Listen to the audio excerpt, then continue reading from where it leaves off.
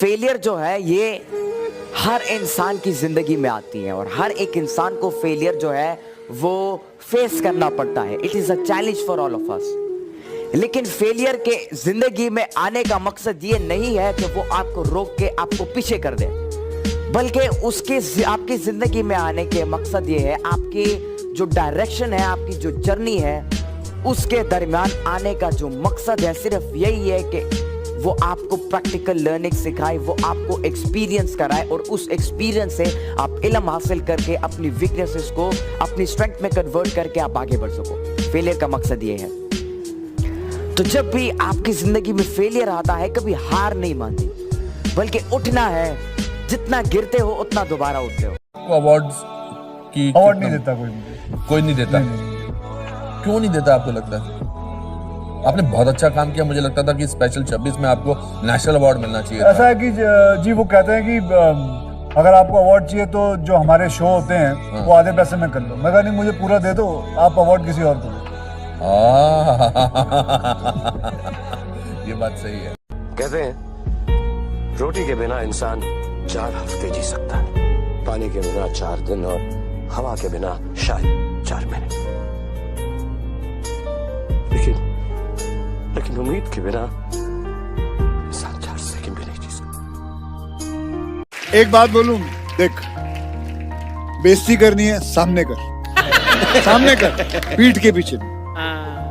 Diamond जो होता है वो जितना ज्यादा घिसता है उतनी ज्यादा उसकी वैल्यू होती है। सोना जो होता है वो जितना ज्यादा तपता है उतनी उसकी वैल्यू होती है। अगर आप जिंदगी में तप रहे हैं, अगर आप जिंदगी में घिस रहे हैं, अगर आपको लग रहा है कि आप हर तरह से मुसीबतों में गिरे हुए हैं, तभी आपकी जो वैल्यू है वो बढ़ने लगती है।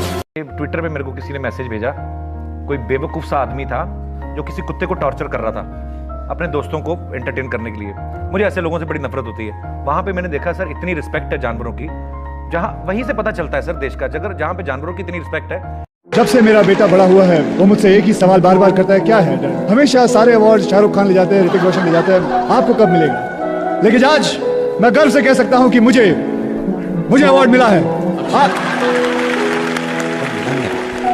मेरा नाम लिया ना, नॉमिनीज के नाम थे। नॉमिनीज के नाम में उन्होंने 2 बार अक्षय कुमार बोला, तो तू सोच लिया कि तुझे अवार्ड मिल गया है। We have to announce the name of the winner, give the award. कभी कभार दिल में आता है कि ये इंसान में से अच्छाई नहीं कर रहा है, ये घटिया है, ये बुरा है, ये जो सिचुएशन है अच्छी नहीं है। As a matter of fact, अगर आप अपना नजरिया बदल के रात को सोने से पहले उसी आदमी के बारे में उसके पॉइंट ऑफ व्यू से देखें, उसी सिचुएशन को एकदम नेगेटिविटी के बिना देखें, तो आपको मालूम पड़ेगा कि सिचुएशन इतनी बुरी नहीं है। आपके अराउंड जो लोग हैं, दोस्त हैं या दुश्मन जिन्हें आप समझते हैं, वो एक्चुअली दुश्मन नहीं है। So it is the way you think of the world, that is how the world will look to you. अपनी अकल पर, बुद्धि पर घमंड ना कर, ताकत पर घमंड ना कर। परमेश्वर कहता है अपनी बुद्धि पर, ताकत पर, धन पर घमंड ना कर। इस बात पे घमंड कर, इस बात पे घमंड कर कि तू मुझे जानता और समझता है। मेरी मम्मी कहती थी कि जिंदगी गुलगप्पे जैसी होती है, पेट पले ही पर जावे, मन नहीं पड़ता। किसी बात पे मेरी माँ ने एक बात कही थी, मनोज, जिसको सफलता नहीं मिली है ना, उसको बेवकूफ नहीं समझना। वाह। और वो भोजपुरी में ऐसे ही बोल गई। क्या how was it said it in Bhojpuri? बताइए ना। मनोज, एगो बात याद रखियो कि जेकरा तू सब नइखे मिलल, जौन तरह मिलल बानू, वो गधा ना होवे। क्या बाद में पता चला कि घर का भेदी लंका ढाता है और तुक्का फिट। कोई उम्मीदवार नहीं आती, कोई सूरत नजर नहीं आती। मौत तो एक दिन मुअय्यन है, नींद रात भर क्यों नहीं आती? पहले आती थी हाले दिल पे हंसी, अब किसी बात पे नहीं आती। हमारे घर में दाल के अंदर एक्स्ट्रा पानी डाला जाता था कि हम 4 घर वाले खाना खा सकें।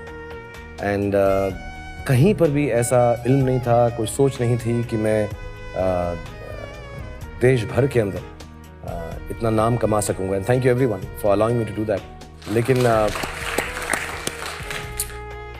अगर मेरे जैसा इंसान लिमिटेड टैलेंट के साथ, लिमिटेड शक्ल और अकल के साथ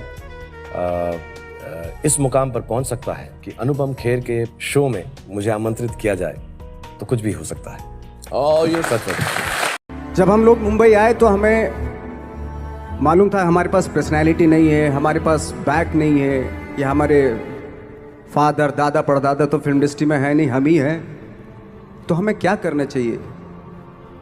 इसलिए लोगों के बीच में घुसे रहते थे, आम लोगों के बीच में घुसे रहते थे, उनका एक्सपीरियंस सुनते थे, उनको ऑब्जर्व करते थे।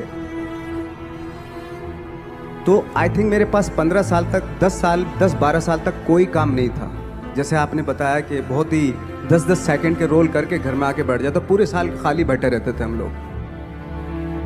लेकिन एक चीज थी कि लोगों के बीच में रहते थे। लोगों के बीच में रहने से ये एहसास हुआ हमें कि तरह तरह के लोग हैं, लेकिन हमारी इंडस्ट्री में सिर्फ एक ही तरह की एक्टिंग होती है।